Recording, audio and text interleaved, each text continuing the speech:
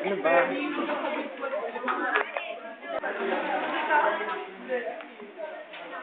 Game na?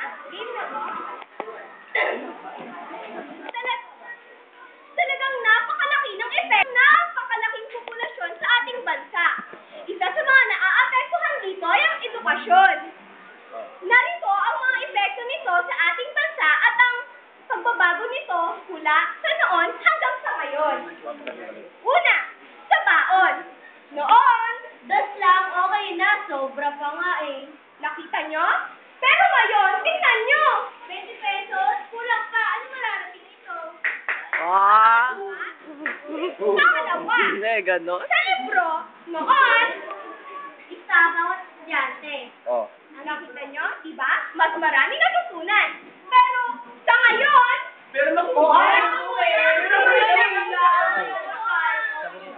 nakita nyo? Apat sila, isang libro. Kawawa naman yung libro.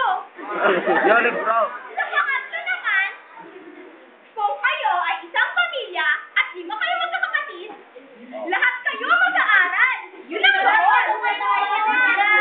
Isa, dalawa, tatlo, apat, 5. Pero kapag ngayon, ako, tingnan nyo. Oh. Isa, dalawa, tatlo, apat.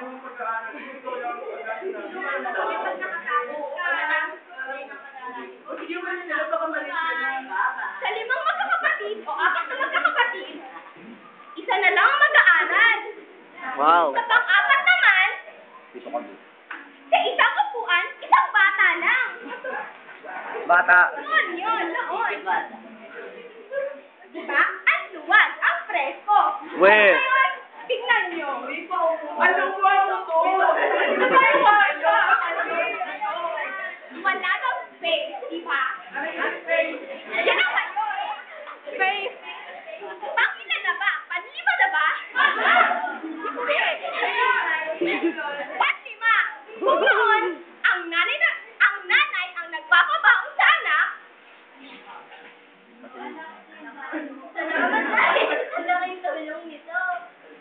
tingnan nyo kapag ngayon.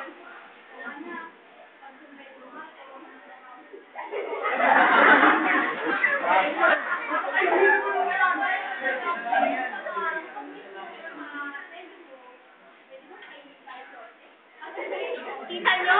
Estudyante na nagpapabaon sa sarili niya, sagot niya pa ang baon ng nanay niya.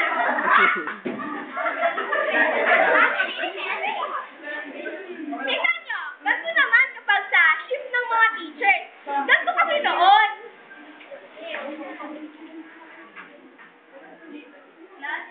Tayo ngayon at sigurado marami kayong matututunan. Diba? Ang daming matututunan yan. Pero ngayon, tingnan ninyo. Tingnan na tayo ngayon ha. Pagod na kasi ako. Ang dami-dami kong tinututunan. Kita nyo? Kulang ang oras upang matuto. Ang lalim upang. Sa mga silid-aralan naman, tingnan natin. Kasi ganito noon. Wow, ganda naman ang room natin. Bago pa. Ang ganda, di ba? Ang ganda ng mga room nun. Nakikita nyo, ang ganda. Walang energy. Pero, tingnan nyo ngayon. Grabe. Ay, ano ba yung blackboard natin? May ana?